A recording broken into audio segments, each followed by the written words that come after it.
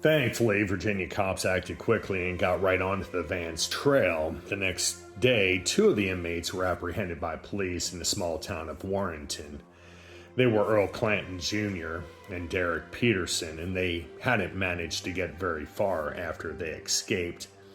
Clanton was spotted at a local laundromat in the city. An eagle-eyed resident called in his description, and the police came rushing in.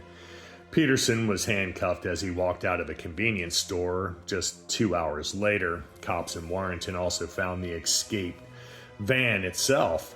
It was empty and ran aground on the side of the road, so it was immediately clear that the other four inmates had ditched it to use another means of escape. Two other inmates nearly made it all the way to Canada, though. Lem Tuggle Jr. was arrested days after they escaped in the city of Woodford, Vermont. He was only about 250 miles from the Canadian border at the time. Incredibly, he had been dumb enough to rob a convenience store in the town at knife point. Workers called the cops, who showed up quickly and gave chase. They caught him after a brief struggle.